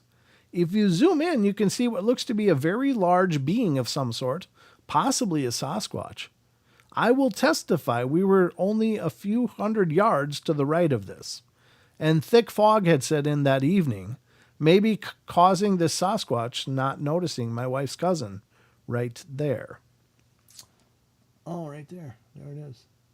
I don't know how we can zoom into that, though. Is there a zoomed in? Oh, here's the zoom. It's not on the screen at all. It isn't? Oh. Sorry. Yeah. Sorry. Here's the image. It's gone here, isn't it? But up here, is it right there? This thing? That looks like a figure. Looks kind of beautiful yeah. the way that haze is settled in there, but I'm just looking for anything that's already zoomed in a little more. That's a beautiful shot. Yeah, it is real pretty. It's real pretty. Yeah, I mean, it could be. It doesn't look extraordinarily large though, but at that distance, it's hard to know what size that is. I don't know if that the tree branches is enormous. look like they come lower than even the tree nearest to the picture, so yeah, it's not tall. It doesn't seem to be overly tall, like not like a giant that I'm thinking. I mean, yeah, it's about man size, really. So it could be just an apparition and a ghostly figure, but it could also be a cryptid, I suppose. But yeah, you be the judge. This one, I don't see anything at all. And maybe that's the point. Like, it's not there. Well, there is this. Yeah, to the right, it moves maybe? Oh, let's see what's going on again. It's in that same position, but it's the photographer's in a little bit different position, it looks like. But it's in between this tree and this tree, the two end trees. That's what I'm seeing, but it looks much thinner here. So it could be a perspective issue. Maybe there's something that's when she's in this position, it looks wider, but it gets narrower when she's in this position and looks like a stick, you know? Yeah. So it might be something that's more two-dimensional, like a signage of some kind or a board. I don't know. Anyway, it's very interesting. I don't know. I don't think it's enough to say, you definitely got Sasquatch there. That's a Sasquatch. I know it. Because we don't know, but it's certainly interesting. It looks like something's there, but you be the judge. It's never the scope of the show to say you should believe something or should not believe something. You believe whatever feels right to you, but I don't think there's enough here to say that's a Sasquatch. I'm not even sure it's enough to say it's anything out of the ordinary when there is something between both of these trees. Just seems like a different perspective in this shot where the person has moved this direction more, and now whatever's in between there looks thin, whereas from this perspective, where they're much closer to the tree, that looks a little fatter in between there. So, yeah. Yeah, something's a little off. I don't know though. I mean, it's interesting. It's unusual, but I just from this, all I'm saying is from these two images, it's not enough to glean any kind of I'm sure that it's this or that. It's something, but it's ambiguous as well. Yeah. All right, let's go to the next one. Sasquatch Chronicles, the blog from November 28th. What the hell is a gorilla doing in the mountains of Virginia? Whoa, right. A listener writes, this happened on the opening day of rifle season 1998 in the southwestern mountains of Virginia. Now, to give backdrop to the property we used to hunt, so you get an idea. The parcel of land backed up to the New River, less than a mile above it. A new river, up to the New River, less than a mile above it. Okay. When I say above, you could walk to the river if not for the 100 feet sheer rock cliffs, caves, and caverns that fall off to the riverbank. We'd built a tree stand in an oak tree about 75 to 100 yards down in the holler. The stand was a two-sided stand with a roof over top. The front side of the tree where we built the ladder was about 20 to 25 feet off the ground, whereas the backside was probably 60 to 70 feet above the kill zone. It was strategically placed this way because of the kill zone. The zone I mentioned is what you would call a superhighway for deer. 3 different points come together in an opening with an unobstructed view and vantage point. The leaves had fallen, so that Sunday afternoon, I'd taken a rake. This font is, I don't know, it's far away enough that the R's look like C's. I'd taken a rake and swept them off the path up to the stand. I always like to get in the stand about 5:30ish, so if by chance I did spook a buck, it could have a chance to settle down. I got to the stand about 20 minutes late because of the forgetting my knife. I'd walked this trail many times over the years, so I had no need for a flashlight. Climbed up in full ghillie suit and got settled and waited 20 minutes or so later, started hearing something walking my way. I could tell it was on 4 feet, so I was expecting a deer at least. The sun had just started to come up, so I was just waiting on it to come to the bait pile that was set up about 30 yards in front of me. In the laurel thicket, I'm seeing movement and notice it's too dark to be a deer. Well, I'm sitting there thinking to myself, that's got to be a bear, because deer do not make that much noise. When this thing/creature comes into my view, the first thing I think is, what the hell is a gorilla doing in the mountains of Virginia? It/she, breasts in full view, makes its way to the bait pile, looks around to the thicket, and here comes a smaller one. When I say smaller, I mean it looked like Chaka from the Land of the Lost episodes on TV. Only it was black and not copper. The adult stands up on all fours, starts looking around the forest. She grunted towards the small one and instantly climbed on her back. She's scanning the forest. I don't know if she scented me or just knew something was off. I was sitting completely still, not sure I was even breathing. She glanced up to the stand I was in, and with a scowl on her face stared for a few seconds. She dropped back down on all fours, and with the little one still on her back, and let out what I can only describe as a part scream, part growl. 2 seconds later, I hear a scream from the north, from what I assume was another one. But this scream was much more intense, louder and more deeper. She turned and walked off the trail, and I sat there for at least an hour, maybe more, without moving, barely breathing. After that time, I slowly lowered my rifle, which was a .270 Ruger, and I knew would only have pissed her off. Only way I could think I could have done damage was a headshot. By the way, I was shaking, and there was no way I could have hit her. Besides, I was worried about that other scream or howl to the north.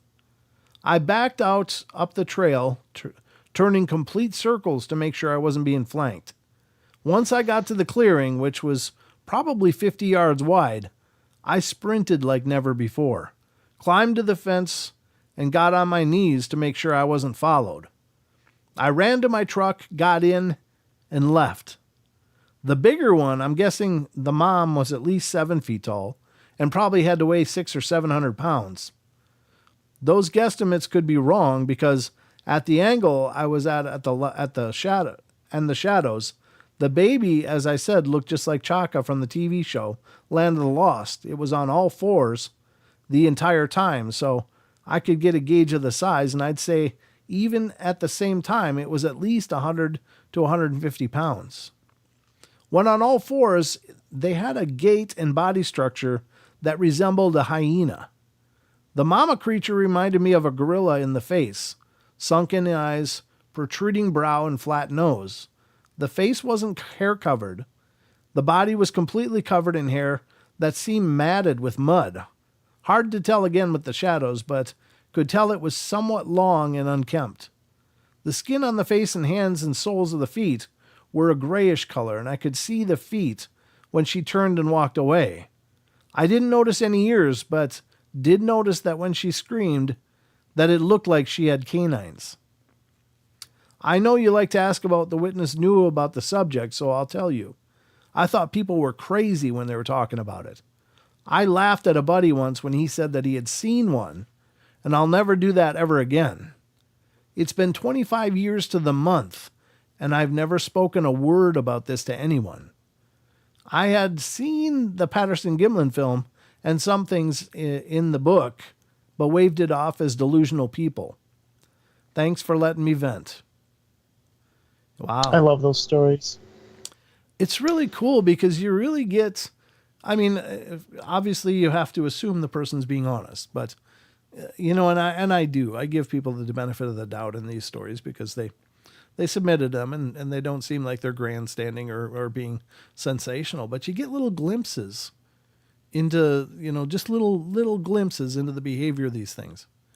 And I find that fascinating. Yeah. I mean, the thing that, especially assuming they're honest, that usually gets me to believe them is when they say at the end, I used to laugh at people like this. I used I used to think they were delusional, things like that. And it's like, right. Now you know. Well, sure. And it's easy. It's easy to have those conclusions like, oh my God, really? There's that. Because we live in our little boxes, right? Most people don't really get out to the woods much, if at all. And oftentimes their version of the woods is more like going to a park, and maybe a seashore and that's their touches with nature, or a hike up a path somewhere. But to really get out there and to, possibly be able to bump into something, I think that's got to be terrifying though, because when you see if you see a mother bear with a baby bear, you got to be dancing on razor blades, basically. Oh God! If you do anything wrong, that bear is going to destroy you. It's just going to charge, and not give at all a second thought to just tearing you apart, because they're just so genetically geared towards minding their young. So that's a bear, and I'm talking mostly about black bears, but of course grizzly bears as well, and polar bears, I'm sure. But if you think about what a Sasquatch is or could be, and the amount of strength and intelligence that could be there as well, it's like, God, you just don't want to do anything wrong at all. So he just sat there. He wasn't even sure he was breathing. He was just sat there just like, oh my God, I'm seeing this. But it's got to be even more terrifying for people like that, the people who would laugh it off and not believe it, because then, kind of like I've said many times before, it's number one, it's seeing it in person, which is terrifying enough, seeing that muscular giant being. Yeah. But then also the reality shattering portion of it too. Oh, so it's like it's getting a double whammy of psychological terror right there. Right. It was it was a punchline before that point, and all of a sudden it's like it's standing in front of you with a baby and pissed. So that's a tough way to begin. That's a paradigm shatter right there. The world made sense just a moment ago, and then suddenly it doesn't anymore. It's like everything's up in the air all of a sudden now. And people might even say why would this person wait 25 years? Why would they wait that long? Why is it coming out now? I think it's because the world's changing. These things are being more and more accepted as talking about it. Aliens are way massively more accepted as talking about it, especially with our government's confirmation of it. So I think with it, all these other things are more accepted too. So people feel like they're finally able to talk about it. Sure. And I've said this many times, but I can't tell you the number of witnesses that I've spoken to. And it's not all, it's about paranormal stuff. It's about, Bigfoot stuff. And everything in between. But so often I hear God, I've never told a soul this. It feels so good to finally talk about it. You know, and it's this relief. It's like they've been holding their breath for, decades. Some of the witnesses, and that's very powerful. It's a very cool thing. But Plus, they probably can't talk about their friends because they would make, they would probably be the ones making fun of others about it. Yeah, they were probably doing it together. Like, look at those idiots. And then all of a sudden you're the idiot. It's like, oh. Exactly. So I think that's funny. I think that's really funny. Yeah. Yep, absolutely. So anyway, that's a cool story. I like that one. Because I like that one a lot. It's such a moment. And I'm just envisioning this as I'm reading it. It's like I'm seeing a representation of what I think this guy is seeing. And it's so powerful. But I'm just so glad it wasn't me, that I wasn't the guy up in that stand in a ghillie suit just going, oh, God, Yeah, because even for us, like we wouldn't probably have the reality shattering experience, but it's still plenty terrifying on its own seeing it in person. A massive being that basically as soon as you see it, it's that thing decides whether you are able to go or able to stay. Yeah. And did you get the part where he's like, yeah, I've got this rifle, but because people are like, I'd just shoot it. Well, he said he had a rifle, but he's shaking so bad he wouldn't have even been able to hit it. And I mean, that's the whole adrenaline state right there. That's the whole like, oh my God. Well, yeah, even like you said, like like he said, even if he did take a shot at, let's say he hit in the head, well, then you got the guy in the north to worry about, Yeah. So it's just not even worth it. And that was Daddy, That was Dad she was talking to. Oh yeah. That was Daddy up there checking out another spot. And he didn't sound happy. I was like fully expecting him to, rush over as the story was going. I was like, oh God, here it comes. But it never did come. Maybe it did, and it was just there surveying the scene. But they're so good at this. I mean, people all the time report seeing them but not hearing a step. Even through, like, when you walk in the forest, it sounds like you're walking on a box of Rice Krispies. It's like, oh God, it's so loud. Even when I try to be quiet, it's so loud. It really is. So very interesting stuff. Yeah. All right, let's get to the next one because wait, there's more. Oh. There's more. Sasquatch Chronicles had a lot to offer. All right, now we're moving to November 27th. The knees stayed low. A listener writes, it was 2018. My wife and our daughter and I were on a 2-week holiday to Florida. The usual thing, fly into Orlando, stay at Universal, go to the parks, Disney, etc. We decided to hire a car instead of getting a bus or taxis everywhere. Our daughter was young, so a car made sense. And we hadn't really got any plans to go outside of the Orlando area, although we kind of talked about driving down to the Everglades for a day. In the end, about halfway through our trip, instead of the Everglades, we decided to drive over to the Gulf Coast for the day. We picked Anna Maria Island. No idea why. We just looked good on the map. So we set off using the sat nav on my wife's phone. GPS? Why don't they just say GPS? After, let's not break out new names. After a few minutes, we were on a large freeway heading west. On the map, the road went almost entirely from Orlando to near Tampa. Driving was easy and relaxed, about an hour in, and I wish I could remember exactly where, but all I can remember is the name Polk on the P-O-L-K on the road sign, either before or after the sighting. The landscape was all kinds of scrub and swampy looking ground or grassland. Not sure what you'd call it, but here in the UK it would be scrubland and woodland. I happened to be looking across the other carriageway, which was almost empty. That's UK for the other lanes. And not like I'm so worldly, but I knew that much. to the scrubland beyond, which had just opened out. There was a large patch of grass and swamp between two big stands of trees. About 2/3 of the way across was a figure running. At first, I thought it was a bit of a strange place to go on a run, but Then realized the figure was a good distance away and was way too big to be a human being. The whole process of seeing this thing was one of but, as each thought came to my head, and then I noticed it was all one color, a kind of dark beige. You could see it was covered in long, straggly hair, and then the way it was running didn't look right. Instead of his knees coming up like anyone running would do, the knees stayed low, making it look like it was cross-country skiing. It just wasn't right at all. Then it was moving, really, really moving. In the 5 to 10 seconds I watched it, it had easily covered 100 meters and made it to the tree line.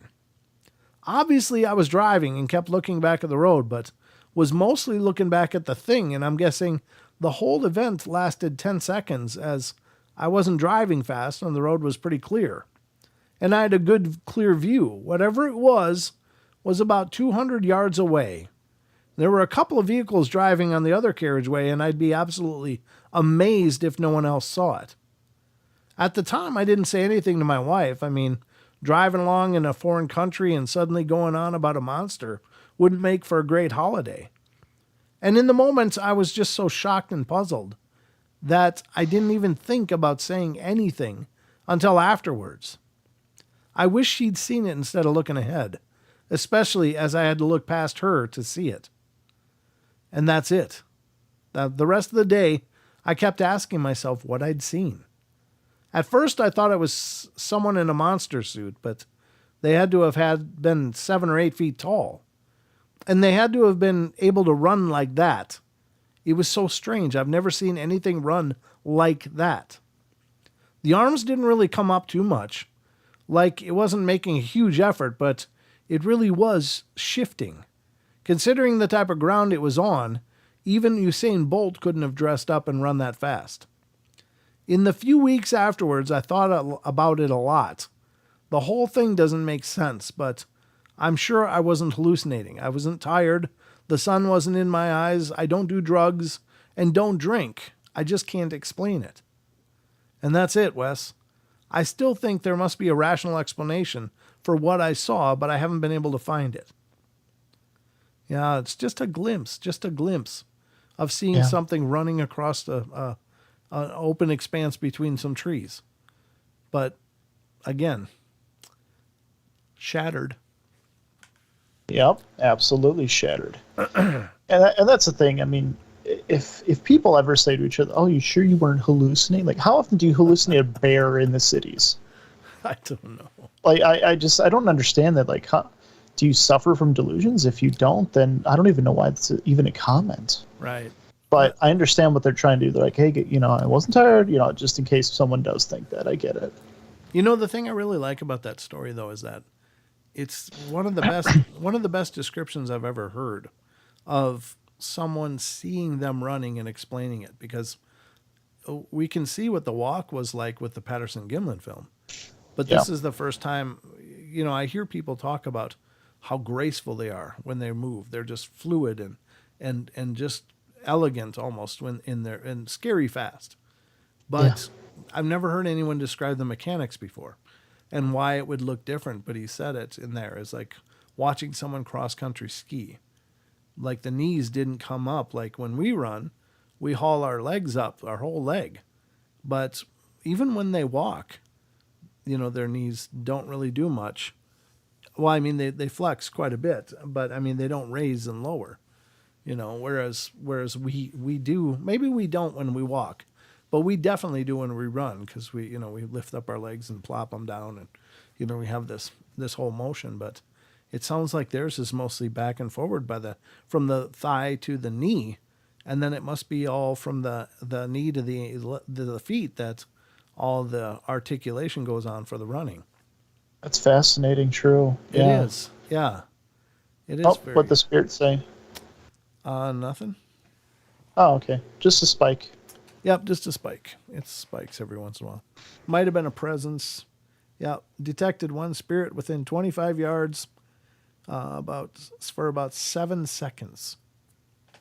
I didn't see it on the radar, but I'm sure it was to the left.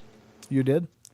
I did see it. Okay. Yeah. So it's maybe even outside if it's within 25 yards. That's on the other side of that wall. So because Popping in, saying hello. the wall is literally like just past here, another 2 feet. So it looks like it must have been outside.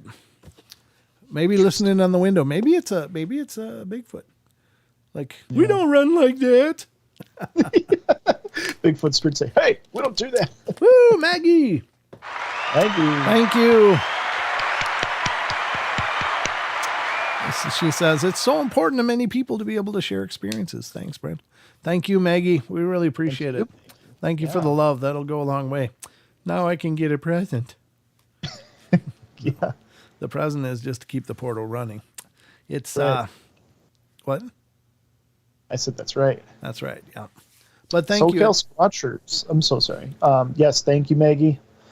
SoCal Swatcher says Wes says their thighs are longer in proportion to their shins, like their knees are farther down the leg than a human. Yeah, I think that their legs are, I don't know. That's a great thing. It might be. If Wes said that, he knows what he's talking about more than anyone. He's been in this field for, I don't know, 15 years, but I think he's been doing a show for just over 10 now, or 10 years. So he's talked to literally thousands of people. But yeah, I wouldn't doubt it. Very interesting.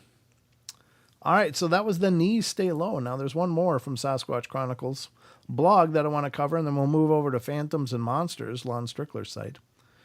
6 minutes. 6 minutes to what? Oh, the end of the show. Yeah. Maybe we're done with the cryptid quarter. Wow. I was gonna say. How did that happen? I know. I was thinking the same thing. I looked down, I'm like, oh, it's 6 minutes. How did we Oh. How did we get there exactly? I think I just had a time slip. I swear it was like 8:30 last time I looked, and I thought it was just like a minute or two ago. And it was 10 for, well, I guess 8:40 here. Yeah. Wow. Okay, well. 6 minutes and counting, ladies and gentlemen, left of the Paranormal Portal. And it's part of Thinker Thunker's measurement system. Yeah. Chucky, I really think that more, if anybody's wanting to understand the body mechanics and the body proportions, watch Thinker Thunker's videos dealing with that, because he's done a hell of a job. And you can see it visually rather than just hearing academic explanations, but he does just a great job. And it's his measuring stick, basically, that it's his litmus test. That's how he either says, look, this could be the real thing, or this is absolutely hoax, that kind of thing, because he's checking the proportions. Essentially, human beings, our legs are much longer than our arms. And our arms and our torsos are probably proportionally pretty similar, but our legs are much longer. So he does measurements on photographs, and he's done, thousands of measurements, hundreds of measurements, however many, proving his point. And he does videos showing that every human being has the same measurements. Doesn't matter race, ethnicity, we all have the same proportional measurements. Primates, such as chimpanzees, gorillas, and the such, have different. Their arms and their legs and their torso are almost all even, the same distance. Now, I can't tell you about the measurement from like the shoulder to the elbow and in relation to the elbow to the wrist, or from the hip to the knee to the foot. I don't know the proportions on that. I didn't really pay that close attention. But I think it's interesting that, it's one very solid way to look at proof, video proof, photographic proof, and just measure, just to see. Does that make sense? Does that match what these videos are supposed to be? And then he shows that on the Patterson-Gimlin film. It's definitely primate. It's not human. It's out of human proportions. There's no way that anybody could have fit into that costume. No way. It just wouldn't have worked. They don't, you would have to stretch and crunch a bunch of Bob Hieronymus's body in order to make him fit in that suit the way Patty did. So. And we didn't have it was cutting edge Hollywood technology, like Planet of the Apes, that came after that was able to do that. And that was cutting edge. No, they didn't even do that. They said it wasn't even possible back then. Yeah. Wow. Yep. Was not possible. So this is from a Hollywood effects artists. Yeah. They would know, they're the ones doing it, but yeah, craziness. Did you have a good time, Sheldon? I had a great time. Yes. I did too. Some interesting discussions and interesting ideas. Again, tomorrow night on the show, our very own Deborah Varner is going to be joining us, and she's going to be doing psychic readings. And I'm here to tell you, if you've never heard Deb do her thing, she is an absolute joy to listen to, and she does free readings for callers to the show. And as always, the phone number's the same, 720-923-0500. We only have a couple requests for those people that call. That if you do 1 or 2 questions maximum, tell her what kind of reading you want. I want a financial reading. I want a, love life, financial, general, whatever, work. Give her that, and then maybe 1 other or 2 other questions. And then we got to move on because we want to make sure that everybody gets a chance. And we will, Deb has been wonderful about staying longer and doing longer nights to make sure everybody that calls in gets a reading. And this is kind of her gift to all of us. And we sure appreciate it. And she's been doing this on the Paranormal Portal for literally 6 years now. She's been coming on the show. Yeah. And she's been wonderful. Just an incredible lady. So she's magical. She is magical. Yeah, there you go. She's definitely magical. So that'll be tomorrow night. The Wednesday show will be as normal. So Don will be back then, and we'll dive into another fun-filled adventure of the 2-hour Paranormal Portal, as you know and love. And I was talking to someone about coming on the show. I don't know if that's going to get ironed out or not. Hopefully before Christmas, we'll have a guest or 2 coming on these shows as well. But maybe then next week, if you guys want to, do some live investigating, looking for evidence of spiritual activity here in the Portal Studio, utilizing the same equipment I take on location when I'm doing paranormal investigating, check it out. We might do that a week from tomorrow if we get a chance. So that's the plans as they exist currently. So let me look. I got to pull up the network here because it's all queued in. Yeah, there's 34 seconds. Sheldon, anything in closing? Absolutely, guys. Don't forget the home base of the Paranormal Portal, paranormalportal.net. Go there to stay updated on podcast episodes and to get your own interview done if you have stories to share. Yep. All at paranormalportal.net. Yep, paranormalportal.net is the home base for all Paranormal Portal stuff. So if you don't mind, check it out.